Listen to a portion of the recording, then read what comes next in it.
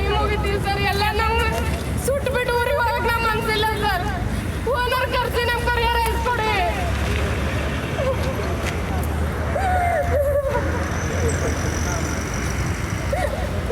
ಎಲ್ಲರೂ ಹೋಗ್ಬಿಟ್ರು.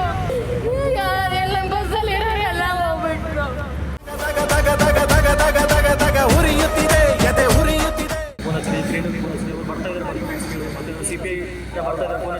ಸ್ಟೇ ಮಾಡಿ ಕಟ್ಟಡ ಮಾಡೋದು. ಆದರೆ 1 ಗಂಟೆಗೆ ಅವ್ರು ಬಂದರೆ ಈ ಥರ ಆಗ್ತಿಲ್ಲ. ಲಗೇಜ್ ಎಲ್ಲ ಸೇಫ್ ಆಗಿ ಪೊಲೀಸರು ಬೇಗ ಬಂದಿದ್ರೆ ಏನೂ ಆಗ್ತಿರ್ಲಿಲ್ಲ. 12ವರೆಗೆ ಆಗಿದೆ, 1ವರೆಗೆ ಬಂದಿದ್ದಾರೆ. 1 ಅವರ್ ಲೇಟ್ ಆಗಿದೆ. ಗಾಡಿ ಬಂದ ಮೇಲೆ 1 ಅವರಿಂದ ಪೊಲೀಸಿಗೆ ಫೋನ್ ಮಾಡಿದ್ವಿ. ಪೊಲೀಸಿಂದ ತಕ್ಷಣ ಹತ್ಕೊಂಡಿಲ್ಲ ಸರ್. 2 ಅವರ್ ಮೇಲೆ ಆದ್ಮೇಲೆ ಬೆಂಕಿ ಹತ್ಕೊಂಡಿಲ್ಲ.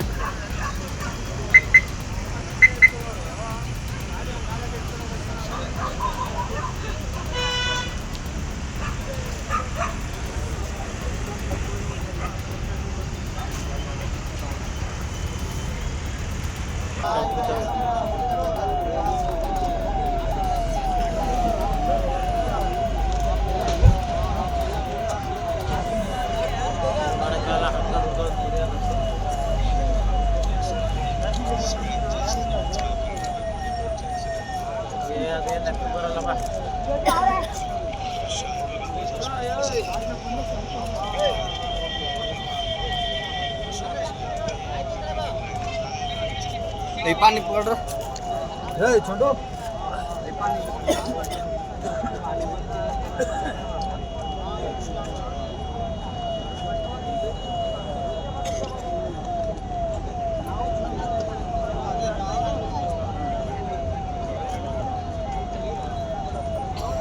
ಬರ್ಸ್ತಾರ ನೋಡಿ, ಸರಿಯಾಗಿ ಬರ್ಸ್ತಾರೆ ಎಲ್ಲ.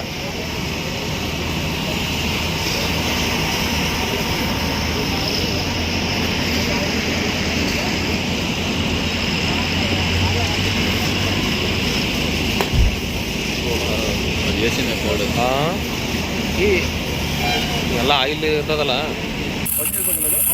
ಇದು ರ್ಯಾಕ್ ಎತ್ಕೊಳ್ಳೋ ರ್ಯಾಕ್ ಎಲ್ಲ ನೋಡು.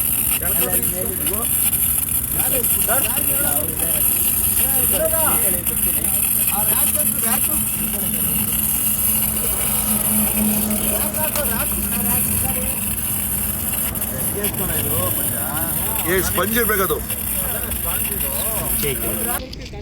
ಆಮೇಲೆ ಇದು ಫೋಟೋ ಹಾಕಿ ಕಲ್ಗಡೆ ಸರಿ. ಇವ್ರು ನೀವು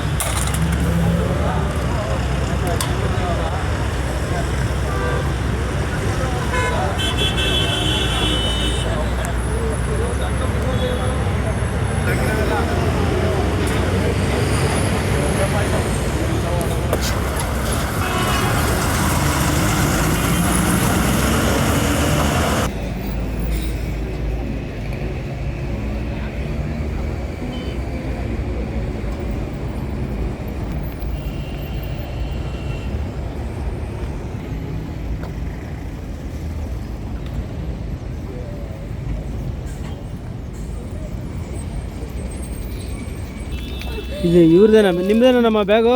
ನಿಮ್ದೇನಾ?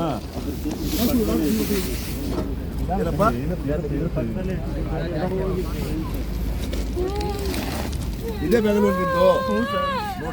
ಆಯ್ತು ನಿಧಾನಕ್ಕೆಲ್ಲ ಬಿಡ್ಸಪ್ಪ.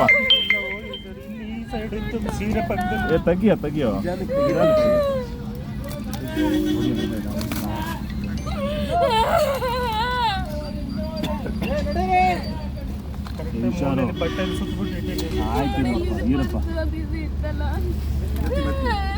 ಚಿನ್ನದ ಒಲೆ ಎಲ್ಲ ಬ್ಯಾಗ್ ಒಳಗಿತ್ತಲ್ಲ.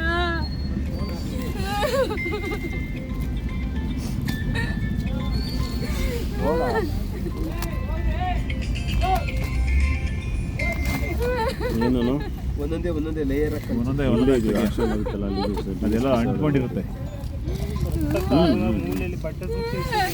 ಇಲ್ಲೇ ಎಲ್ಲ ಇಲ್ಲೇ ಇದಾವಲ್ಲ ಟವಲ್ ಸುತ್ತಬಿಟ್ಟು ಇಟ್ಟಿದ್ದೆ ಸರ್. ಆಯ್ತಪ್ಪ ಅದಾರು ಟವಲ್ಲಾರು ಇರ್ಬೇಕಲ್ಲ. ಸರ್ ಇಷ್ಟಪಟ್ಟೆ ಅಲ್ಲ ಸರ್, ಲಗೇಜ್ ಎತ್ತಕ್ಕಾಗ್ದೆ ನಾವು ಇಲ್ಲಿ ಇದ್ರಲ್ಲಿ ಹಾಕಿದೀವಿ ಸರ್, ಮೇಲೆ ತಗೊಂಡು ಹೋಗಕ್ಕಾಗಿಲ್ಲ ಸರ್. ಇದೇ ಬ್ಯಾಗಲ್ಲಿ ಹೇಳಿದಲ್ಲ ನೀವು ಸರ್ ನಮ್ದು ಬ್ಯಾಗ್ ಇದೆ, ಬಟ್ಟೆ ನಮ್ಮ ಸರ್ ಒಂದೊಂದ್ರ ಹಳದಿದೆಯಾ ನೋಡಿ ಸರ್.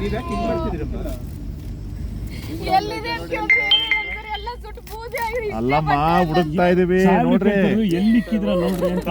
ಸರ್ ನಮ್ದು ಪ್ರಾಪರ್ ಬಂದು ಜೇವರ್ಗಿ, ಬೆಂಗಳೂರಿಂದ ಹೋಗ್ತಾ ಇದೀವಿ, ಬೊಮ್ಮನಹಳ್ಳಿಯಿಂದ ಟ್ರಾವೆಲ್ ಬುಕ್ಕಿಂಗ್ ಮಾಡಿದೀವಿ. ಅದು ಮಿಸ್ಟೇಕ್, ನಾವು ಶನಿವಾರ ಹೋಗ್ಬೇಕಾಗಿತ್ತು, ಮಿಸ್ಟೇಕ್ ಆಗಿ ಇವತ್ತು ಟಚ್ ಆಯ್ತು. ಹಂಗೂನು ಹೋಗೋಣ ಅಂತ ಬಂದ್ವಿ, ಕ್ಯಾನ್ಸಲ್ ಮಾಡಿದ್ರೆ ಆಪ್ಷನ್ಸ್ ಇಲ್ಲ ಅಂತ ಹೇಳಿದ್ರು. ಸರಿ ಹೋಗೋಣ ಅಂತ ಬಂದ್ರೆ 10 ಗಂಟೆಗೆ ಬರುತ್ತೆ ಅಂತ ಹೇಳಿದವನು 10:45 ಬಂದಿದ್ದಾನೆ. ಬಿದ್ದಿದ್ದೀವಿ ಅಂದ್ರೆ ಹೆಂಗ್ ಬಿದ್ದಿದ್ದೀವಿ, ಯಾರು ಎತ್ತೋರಿಲ್ಲ ಸರ್. ನನ್ನ 2 ಮಕ್ಕಳನ್ನ ನಮ್ಮ ಪುಣ್ಯಕ್ಕೆ ಏನೂ ಆಗಿಲ್ಲ. ಎಷ್ಟು ಗಂಟೆಲಿ ಆಯ್ತಿದ್ದು? ಎಲ್ರು ಮಲ್ಕೊಂಡಿದೀವಿ, ಹೊಟ್ಟೆ ಹಸಿತಾ ಇದೆ ಅಂತ ಹೇಳಿದಾಗ ಡಾಬಾ ಬರುತ್ತೆ ಊಟಕ್ಕೆ ನಿಲ್ಲಿಸ್ತೀವಿ ಅಂದ್ರು. ಸರಿ ಮಕ್ಳು ನಾವು ತಿನ್ಕೊಂಡು ಮಲ್ಕೊಳ್ಳೋಣ ಅಂತ ಅಷ್ಟ್ರಲ್ಲಿ ನಿದ್ದೆ ಹೋಗಿದೀವಿ. ಏನಾಗಿದೆ ಗೊತ್ತಿಲ್ಲ, ಎಲ್ರು ಕೂಗಾಡುವಾಗ ನಮಗೂ ಎಚ್ಚರ ಆಯ್ತು. ಹೆಂಗ ಬ್ಯಾಗ್ ಎಲ್ಲ ಬಿಟ್ಬಿಟ್ಟು ಓಡ್ ಬಂದಿದೀವಿ. ಕೆಳಗಡೆ ಟ್ರಾಲಿ ಬ್ಯಾಗ್ ಇಟ್ಟಿದೀವಿ, ಅದ್ರಲ್ಲಿ 10 ರಿಂದ 15 ಸಾವಿರ ಬಟ್ಟೆಗಳು ಶಾಪಿಂಗ್ ಮಾಡಿದೀವಿ. 15 ದಿವಸ ಊರಿಗೆ ಹೋಗ್ತಾ ಇದೀವಿ. ಎಲ್ಲ ಸುಟ್ಟೋಗಿದೆ ಈಗ. ಎಲ್ಲ ಏನಾಗಿದೆ ಕೆಳಗಡೆ ಗೊತ್ತಿಲ್ಲ, ಮೇಲ್ಗಡೆ ವೆನಂಟಿ ಬ್ಯಾಗ್ ಇತ್ತು, ಅದ್ರಲ್ಲಿ ದುಡ್ಡಿದೆ. ಒಡವೆ ಎಲ್ಲ ಇಲ್ಲ, ಗ್ರಾಮ್ ಲೆಕ್ಕದಲ್ಲಿ ಒಡವೆ ಇತ್ತು, ಸುಳ್ಳು ಹೇಳ್ಬಾರ್ದು. ನಮ್ ಬ್ಯಾಂಕ್ ಅಲ್ಲಿ ಚಿನ್ನ ಇಟ್ಟಿದೀವಿ ಅಡ, ಅದು ವಿತ್ ಪ್ರೂಫ್ ಇದೆ ನಮ್ಮ ಹತ್ರ, ಎವಿಡೆನ್ಸ್ ಇದೆ. ಕರ್ನಾಟಕ ಬ್ಯಾಂಕು, ಕೆನರಾ ಬ್ಯಾಂಕ್ ಅಲ್ಲಿ ಚಿನ್ನ ಅಡ ಇಟ್ಟಿದೀವಿ, ಬಿಡ್ಸಕ್ಕಂತ 5 ರಿಂದ 6 ಲಕ್ಷ ತಗೊಂಡು ಹೋಗ್ತಾ ಇದೀವಿ. ಪ್ರೂಫ್ ಇದೆ ನಮ್ಮ ಹತ್ರ. ಓನರ್ ಕರ್ಸಿ ನಮಗ್ ಪರಿಹಾರ ಬೇಕು. ಏನಕ್ಕೆ ಸ್ಪೀಡಾಗಿ ಓಡಿಸ್ತೀರಾ ಬಸ್ಸು, ಹೆಂಗೆ ಏನು ಅಂತ? ಅವರು ಬಸ್ ಡ್ರೈವರ್ ಫುಲ್ ಡ್ರಿಂಕ್ಸ್ ಮಾಡಿದ್ರು, ಕಣ್ಣು ನೋಡಿದಾಗ ರೆಡ್ ಆಗಿತ್ತು. ಗುಲ್ಬರ್ಗ ಡಿಸ್ಟಿಕ್ ಹೋಗ್ತಾ ಇರೋದು. ನಾನು ಒಬ್ಬ ಕ್ಯಾಬ್ ಡ್ರೈವರ್. ನಾನು ಅಲ್ಲಿ ಊರಲ್ಲಿ ಬಂಗಾರ ಅಡ ಇಟ್ಟಿದ್ವಿ. ಇವಾಗ ಟೈಮ್ ಆಗಿದೆ, ಸೊ ನಮ್ಮ 3 ಜಾತ್ರೆ ಕೂಡ ಇದೆ, ಅದಕ್ಕೆ ಅಂತ ಊರಿಗೆ ಹೋಗ್ತಾ ಇದ್ವಿ. ನಾವು ಇವಾಗ ಅಲ್ಲಿ ಅಡ ಇಟ್ಟರು ಬಂಗಾರ ಬಿಡಿಸ್ಕೊಳ್ಳೋಕೆ ನಾವು ಅಲ್ಲಿಂದ ಮೆಜೆಸ್ಟಿಕ್ಕಿಂದ ಬುಕ್ ಮಾಡಿದ್ದು 10 ಗಂಟೆಗೆ ಅಂತ. ಸಂಜನಾ ಟ್ರಾವೆಲ್ಸ್ ಅಂತ ಸರ್, ಆನಂದರಾವ್ ಸರ್ಕಲಲ್ಲಿ ಇದೆ. ನಾವು ಅಲ್ಲಿಂದ ಬುಕ್ ಮಾಡಿದ್ದು ಬಂದಿದ್ದೀವಿ. ನಾವು ಬಂದು 1 ಅವರ್ ವೇಟ್ ಮಾಡಿದ್ವಿ. ಯಾವಾಗ ನಾವು 10 ಗಂಟೆಗೆ ಬಂದಿದ್ದೀವಿ, ಅವ್ರು ಬಂದಿದ್ದು 10:45 ಅಲ್ಲಿಗೆ ಬಂದಿದ್ದು. ಆವಾಗಲೇ ನೋಡಿದ್ವು ನಾವು. ಆವಾಗ ತುಂಬ ರ್ಯಾಶಾಗಿ ಓಡಿಸ್ತಾ ಇದ್ರು ಅಲ್ಲಿಂದ ನಾವು ಗಾಡಿನೂ. ಡ್ರಿಂಕ್ ಆ್ಯಂಡ್ ಡ್ರೈವ್ ಅವ್ರದ್ದು 100% ಡ್ರಿಂಕ್ ಆ್ಯಂಡ್ ಡ್ರೈವ್. ಎಲ್ಲರೂ ನೋಡಿದ್ದಾರೆ, ಎಲ್ಲರೂ ಕೂಗ್ ಹಾಕಿದ್ದಾರೆ, ಸ್ಲೋ ಹೋಗಿ ಪರವಾಗಿಲ್ಲ, ಸ್ಲೋ ಹೋಗಿ ಅಂತ. ಅಲ್ಲಿ ಟೈಮಿಂಗ್ ಕರೆಕ್ಟಾಗಿ ಕ್ಯಾಚ್ ಮಾಡಬೇಕು ಅಂತ ಅಷ್ಟು ಸ್ಪೀಡಲ್ಲಿ ಬಂದಿದ್ದು. ಯಾವುದೋ ಗಾಡಿಗೆ ಓವರ್ಟೇಕ್ ಮಾಡಕ್ಕೆ ಹೋಗಿ ಕಂಟ್ರೋಲ್ ಸಿಗದೆ ಅವರು ಹೆಗರ್ಸಿರೋದು ಆ ಕಡೆ ಡಿವೈಡರ್. ಆಮೇಲೆ ಕಂಡಕ್ಟರ್ ಇಲ್ಲ, ಡ್ರೈವರ್ ಇಲ್ಲ, ಎಲ್ಲರೂ ಓಡೋಗಿದ್ದಾರೆ, ಯಾರು ನಮ್ಗೆ ಎತ್ತೋರಿಲ್ಲ ಸರ್. ಹೇಗಾಯ್ತು? ಹಳ್ಳಿ ಸ್ಪೀಡ್ ಜಾಸ್ತಿ ಇತ್ತು ಸರ್. ಪಕ್ಕದಲ್ಲಿ ಒಂದು ಗಾಡಿ ಹೋಗ್ತಾ ಇತ್ತು, ಲಾರಿ. ಸೊ ಅದಕ್ಕೆ ಟಚ್ ಆಗ್ತಿತ್ತು. ನಮ್ಮ ಮುಂದೆ ಒಂದು ಹೋಂಡಾ ಸಿಟಿ ಗಾಡಿ ಇತ್ತು. ಸೊ ಅದಕ್ಕೂ ಟಚ್ ಆಗುತ್ತೆ ಅಂತ ಅವರು ಒಂಚೂರು ರೈಟ್ ಎಳೆದಿದ್ದಾರೆ ಆ ಕಡೆ. ಆವಾಗ ಎಳೆದಾಗ ಅವ್ರ ಕಂಟ್ರೋಲ್ ತಪ್ಪಿದೆ, ಫುಲ್ ಮೇಲೆ ಹಚ್ಚಿದ್ದಾರೆ ಡಿವೈಡರ್ ಮೇಲೆ. ಕಂಬಕ್ಕೆ ಟಚ್ ಆಗಿದೆ ಸರ್. ಕಂಬಕ್ಕೆ ಟಚ್ ಆಗಿ ಗಾಡಿ ನಿಂತಿರೋದು. ಇಲ್ಲಾಂದ್ರೆ ಗಾಡಿಲಿರೋರು ಯಾರೋ ಬರ್ತಾರೆ. ಕಂಬಕ್ಕೆ ಹೊಡಿತಿದ್ದಂಗೆ ಎಲ್ಲರೂ ಎಚ್ಚರ ಆಗ್ಬಿಟ್ಟು. ಎಷ್ಟು ಜನ ಪ್ಯಾಸೆಂಜರ್ಸ್ ಇದ್ರು? ಈಗ ಗಾಡಿ ಫುಲ್ ಇತ್ತು ಸರ್, 44 ಜನ. ಸ್ಲೀಪರ್ ಕೋಚ್, ನಾನ್ AC ಸ್ಲೀಪರ್ ಕೋಚ್ ಅದು. ಜನಗಳಿಗೆ ಯಾರಿಗೂ ಏನಾಗಿಲ್ಲ ಸರ್. ನಮ್ಮದೇ ಹಾಳಾಗಿರೋದು. 5 ಲಕ್ಷ ರೂಪಾಯಿ ಸುಟ್ಟೋಗಿದೆ, ಒಂದಿಷ್ಟು ಬಂಗಾರ ಸುಟ್ಟೋಗಿದೆ, ಲಗೇಜ್ ಎಲ್ಲ ಇತ್ತು. ಯಾರಿಗೂ ಏನಾಗಿಲ್ಲ, ಅದೇ ಪುಣ್ಯ. ಇವಾಗ ಬೇರೆ ಬಸ್ ವ್ಯವಸ್ಥೆ ಏನಾರು ಮಾಡ್ಕೊಟ್ಟಾರ? ಏನು ವ್ಯವಸ್ಥೆ ಮಾಡಿಲ್ಲ ಸರ್. ನಾವು ಗಾಡಿ ಬಿದ್ಮೇಲೆ 1 ಅವರಿಂದ ಪೊಲೀಸಿಗೆ ಫೋನ್ ಮಾಡಿದ್ವಿ. ಪೊಲೀಸಿಂದ ಬಂದ್ಮೇಲೆ ನಾವು ಹೇಳಿದೀವಿ, ಗಾಡಿ ಬಂದ್ಮೇಲೆ ಹೇಳಿದೀವಿ ಸರ್ ಕ್ರೇನ್ ತರಿಸಿ ಸ್ವಲ್ಪ ಮುಂದೆಗೆ ಹಾಕ್ಸೋಣ, ಲಗೇಜ್ ಇದಾವೆ ತಗೊಳ್ಳೋಣ ಅಂತ. ಅಲ್ಲ, ಅದು ಬೆಂಕಿ ಹತ್ಕೊಂಡು ಉರಿದ್ಮೇಲೆ ಸರ್ ಅವ್ರು ಬಂದಿದ್ರು, ಪೊಲೀಸ್ ಎಲ್ಲ ಬಂದು ನಿಂತು ಟ್ರೈನ್ ಬಂದ್ರು. ಈ ಕಡೆ ಎಲ್ಲ ಡಿವೈಡರ್ ಕ್ಲಿಯರ್ ಮಾಡ್ತಾ ಇದ್ರು, ಆ ಕಡೆ ಗಾಡಿ ತೆಗಿಲಿಲ್ಲ, ಅದೇ ಪ್ರಾಬ್ಲಮ್. ಈಗ ಬಸ್ಸು ಹಳ್ಳಿ ಇಳಿತಲ್ಲ, ಇಳಿದಿದ ತಕ್ಷಣ ಬೆಂಕಿ ಹತ್ಕೊಂತ ತಕ್ಷಣ ಹತ್ಕೊಂಡಿಲ್ಲ ಸರ್. 2 ಅವರ್ ಮೇಲೆ ಆದ್ಮೇಲೆ ಬೆಂಕಿ ಹತ್ಕೊಂಡಿಲ್ಲ. ಕರೆಂಟ್ ಇತ್ತು ಸರ್. KB ಅವ್ರಿಗೆ ಫೋನ್ ಮಾಡಿದ್ವಿ, ರೆಸ್ಪಾನ್ಸ್ ಮಾಡಿಲ್ಲ ಅಂತ ಪೊಲೀಸ್ ಅವ್ರು ಹೇಳಿದ್ರು. ನಮಗೂ ಗೊತ್ತಿಲ್ಲ, ಪೊಲೀಸ್ ಅವ್ರು ಹೇಳಿದ್ದು ನಮಗೆ. KB ಫೋನ್ ಮಾಡಿದ್ದೀವಿ, ರೆಸ್ಪಾನ್ಸ್ ಮಾಡಿಲ್ಲ ಅಂತ ಹೇಳಿದ್ರು. ನಾನು ಬೆಂಗಳೂರಿಂದ ಗುಲ್ಬರ್ಗ ಬಂದಿದ್ದೀನಿ, ತಾಲೂಕು ಗಮಾರ್ ಅಂತ. 10:30 ಅಲ್ಲಿಂದ ಬಸ್ ಬಿಟ್ಟು ಇಲ್ಲಿ 12:30 ಲೇಟ್ ಆಯಿತು, ಎಲ್ಲರೂ ಹೊರಗೆ ಬಂದ್ವಿ. ಅದು ಮತ್ತೆ ಪೊಲೀಸರು ಫೋನ್ ಹಚ್ಚಿದ್ವಿ, ಪೊಲೀಸರು ಜಲ್ದಿ ಬಂದಿಲ್ಲ. ಮತ್ತು ಅದು ಎಲ್ಲರಿಗಿದ ಮೇಲೆ ಲಗೇಜ್ ತೆಗೆಯೋಕ್ಕೆ ಟ್ರೈ ಮಾಡಿದ್ರು, ಲಗೇಜ್ ತೆಗೋಕ್ಕಾಗಿಲ್ಲ. ಯಾಕಂದರೆ ಬಸ್ ಒಂದು ಸೈಡ್ ಮೂವ್ ಆಗಿತ್ತು. ಮತ್ತು ಪೊಲೀಸರಿಗೆ ಹೇಳಿದ್ವಿ, ಅಗ್ನಿಶಾಮಕ್ಕೆ ಫೋನ್ ಹಚ್ಚಿದ್ವಿ, ಕ್ರೀನಿಗೆ ಫೋನ್ ಹಚ್ಚಿದ್ವಿ, ಅವ್ರು ಬರ್ತಾ ಇದ್ದಾರೆ ಮತ್ತು CPI ಬರ್ತಾ ಇದ್ದಾರೆ ಫೋನ್ ಹಚ್ಚಿದ್ವಿ, ಫೋನ್ ಹಚ್ಚಿ ಸ್ಟೇ ಮಾಡಿ ತಡ ಮಾಡಿದ್ರು. ಆದರೆ 1 ಗಂಟೆಗೆ ಅವ್ರು ಬಂದರೆ ಈ ಥರ ಆಗ್ತಿದ್ದಿಲ್ಲ, ಸುಡ್ತಿದ್ದಿಲ್ಲ, ಲಗೇಜ್ ಎಲ್ಲ ಸೇಫ್ ಆಗಿತ್ತು. ಪೊಲೀಸರು ಬೇಗ ಬಂದಿದ್ರೆ ಏನೂ ಆಗ್ತಿರ್ಲಿಲ್ಲ. 12:30 ಆಗಿದೆ, 1:00 ಬಂದಿದೆ, 1 ಅವರ್ ಲೇಟ್ ಆಗಿದ್ದು. ಟೋಲ್ ಅವ್ರು ಯಾರು ಬಂದಿದ್ರು ಸ್ಪಾಟ್? ಟೋಲ್ ಒಬ್ಬ ಬಂದಿದ್ದು, ಅದು ಟ್ರಾಫಿಕ್ ಕ್ಲಿಯರ್ ಮಾಡೋದು. ಈಗ ಲಗೇಜ್ ಎಲ್ಲ ಪೂರ್ತಿ ಸುಟ್ಟೋಗಿದೆ. ನನ್ನ ಮಾರ್ಕ್ಸ್ ಕಾರ್ಡ್ ಇತ್ತು, ಡಿಗ್ರಿ ಮಾರ್ಕ್ಸ್ ಕಾರ್ಡ್. ನೀವೇನು ಕೆಲಸ ಮಾಡಿ? ನಾನು ಬೇರೆ ಎಕ್ಸ್ಪೋರ್ಟಲ್ಲಿ MNC ಕೆಲಸ ಮಾಡ್ತೀನಿ, ಬೆಂಗಳೂರು ಎಲ್ಲಿ? Tin factory. ಸರ್, ಈಗ ಬೆಂಕಿ ಏನ್ ಕಾರಣಕ್ಕೆ ಹತ್ತಿರೋದು ಅಂತ? ಆಕ್ಚುಲಿ ಲೆಫ್ಟ್ ಸೈಡ್ ಅಲ್ಲಿ ಇಲ್ಲಿ ನೋಡಿ. ಲೈನ್ ಇದೆ, ಲೈನ್ ಆಗಿ ಅದಕ್ಕೆ ಟಚ್ ಆಗಿದೆ ಗಾಡಿ ಟಚ್ ಆಗಿರೋದ್ರಿಂದ ವಿದ್ಯುತ್ ತಂತಿ ಎಲ್ಲ ಕಟ್ ಆಗಿ ಮೇಲ್ಗಡೆ ಬಿದ್ದಿದೆ, ಶಾರ್ಟ್ ಆಗಿ ಅದು ಬೆಂಕಿ ಅಂಟ್ಕೊಂಡಿರೋದು. ಆಕ್ಚುಲಿ ಅದು ಏನಾಯಿತು ಅಂದರೆ KG ಲೈನ್ ಕಟ್ ಮಾಡಿಲ್ಲ ಬೇಗ, ಜೊತೆಗೆ ನಮ್ಮ ವೆಹಿಕಲ್ ಬರೋಕ್ಕೆ ಲೇಟ್ ಆಯಿತು. ಯಾಕೆಂದರೆ ಟ್ರಾಫಿಕ್ ಜಾಮ್ ಇದೆ, ಒಂದೇ ರೋಡ್ ಇರೋದ್ರಿಂದ ಭಾಳ ತೊಂದರೆ ಆಯಿತು. ಸರಿ, ಇವಾಗ ನಮ್ಮವರು ಸ್ಪಾಟಲ್ಲಿ 16,000 ಲೀಟರ್ ಗಾಡಿ ಬಂದಿರೋದು. ಓಕೆ, ಅದು ಫುಲ್ ಕಂಪ್ಲೀಟ್ ಖಾಲಿಯಾಗಿದೆ. ಯಾರಿಗಾದ್ರೆ ಏನಾರು ಅಪಾಯ ಏನಾರು ಆಗಿದೆ? ಯಾರಿಗೇನು ತೊಂದರೆ ಆಗಿಲ್ಲ. ಪ್ಯಾಸೆಂಜರ್ಸು ಒಳಗಡೆ ಬಸ್ಸಲ್ಲಿ ಇದ್ದವ್ರಿಗೆ ಏನು ತೊಂದರೆ ಇಲ್ಲ.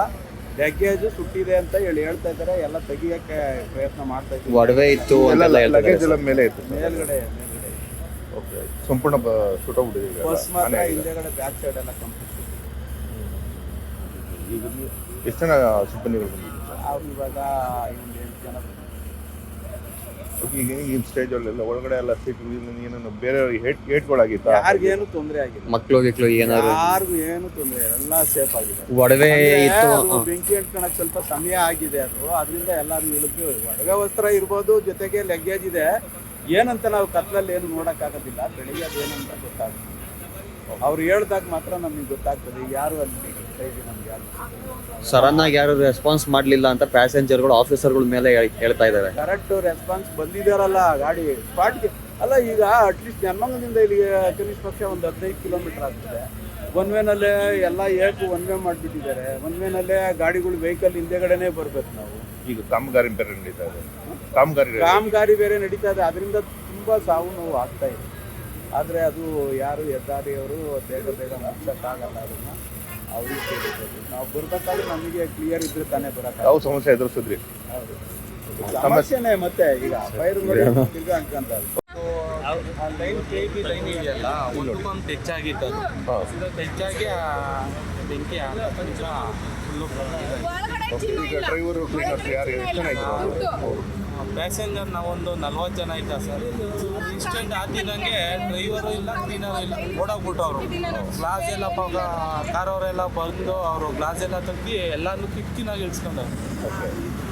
ಈಗ ಪ್ಯಾಸೆಂಜರ್ಸ್ ಏನೂ ಆಗಿಲ್ಲಲ್ಲ ಸರ್? ಸಣ್ಣ ಪುಟ್ಟ ಗಾಯ ಆಗೈತೆ ಸರ್, ಯಾಕಂದರೆ ಬಸ್ಸಿಂಗ್ ಗಾಡಿ ಆಡಿ ಸಣ್ಣ ಪುಟ್ಟ ಲೇಟ್ ಆಗಿದೆ. ಎಲ್ಲ ಇಲ್ಲಿ ತುರ್ಬಿಟ್ಟು ಹೋಗಕ್ ಈಗ ಬೇಡ, ಡ್ರೈವರು ಕುಡಿದಿದ್ದಾರೆ ಅಂತ ಹಾಕ್ತಿದ್ರಿ? ಹೌದು ಏನು ಸರ್, ಕುಡ್ದವನೇ ಸರ್ ಡ್ರೈವರ್. ಯಾಕಂದರೆ ಅಲ್ಲಿಂದ ಹೆವಿ ಸ್ಪೀಡ್ ಇತ್ತು ಗಾಡಿ, ಯಾಕಂದರೆ 40 ಜನ ಪ್ರಾಣ ಅವ್ನ ಕೈಯಾಗಿತ್ತು. ಇದು ಸ್ವಲ್ಪ ಏನಂದರೆ ನಮ್ಮ ಟ್ರಾವೆಲ್ಸ್ ಏಜೆನ್ಸಿದವರು ಡ್ರಿಂಕ್ ಆ್ಯಂಡ್ ಡ್ರೈವ್ ಚೆಕ್ ಮಾಡಿ ಮೇಲೆ ಇದು ಮಾಡಿದ್ರೆ ಎಲ್ಲ ಜನಗಳು ಸೇಫ್ಟಿಯಾಗಿರ್ತಾರೆ.